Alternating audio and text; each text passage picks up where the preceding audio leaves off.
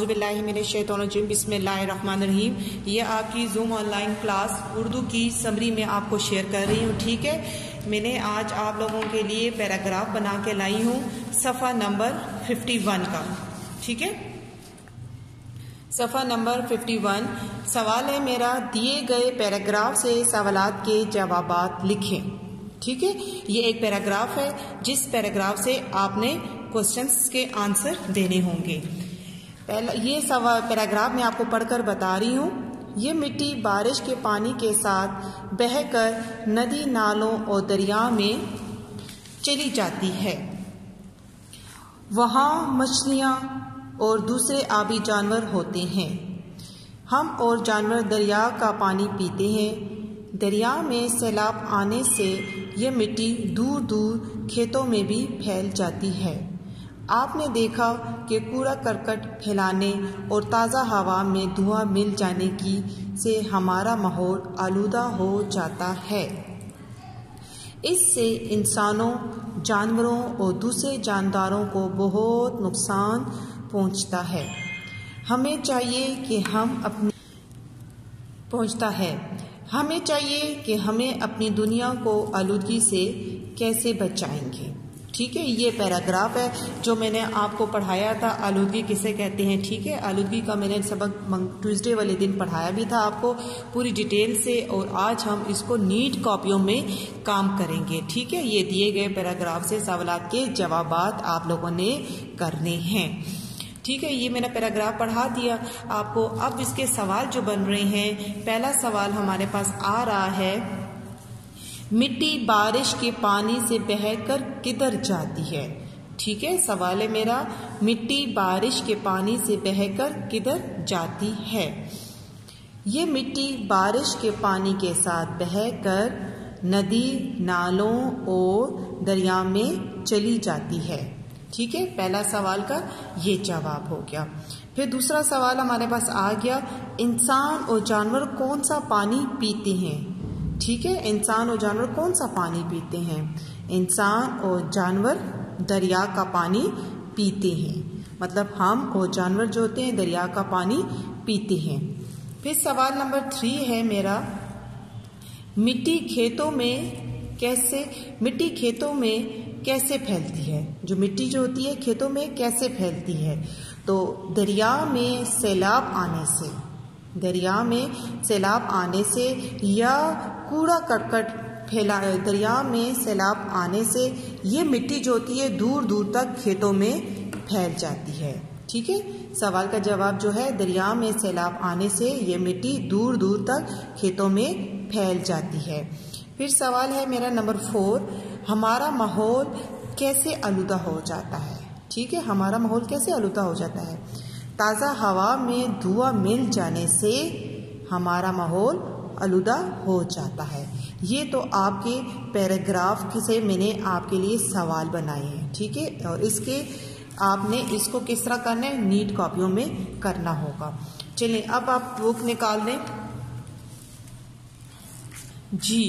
اب ہمارے پاس آ گیا ہے، دیے گئے الفاظ کی مدد سے خالی جگہ پر کریں۔ پیج نمبر 52 میں دیے گئے الفاظ کی مدد سے خالی جگہ پر کرنی ہے۔ یہ آپ نے کدھر کرنا ہے؟ یہ آپ نے بک پر ہی کرنا ہوگا، ٹھیک ہے۔ پہلا ہمارے پاس آ گیا پوائنٹ، صحت مند رہنے کے لیے ہوا کا ڈیش ہونا بہت ضروری ہے۔ صحت مند رہنے کے لیے کیا ضروری ہے ہمارے لوگوں کے لیے؟ صحت مند رہنے کے لیے ہمیں ہوا کا صاف ہونا بہت ضروری ہے۔ نمبر B، ہوا اور پانی کے آلودہ ہونے کو ڈیش کہتے ہیں۔ ہوا اور پانی آلودہ ہونے کو کیا کہتے ہیں؟ کیا کہتے ہیں؟ آلودگی کہتے ہیں۔ پھر جیم ہے، گھروں اور کارخانوں سے بہت ڈیش اور گندگی نکلتی ہے۔ کیا نکلتی ہے؟ گیسیں جی۔ تو جیم ہے، گھروں اور کارخانوں سے بہت کوڑا کرکٹ اور گندگی نکلتی ہے۔ دال ہے ہمارے پاس، دھواں ایک بہت زہریلی گیس ہے، ٹھیک ہے۔ دھواں ایک بہت زہریلی گیس ہے۔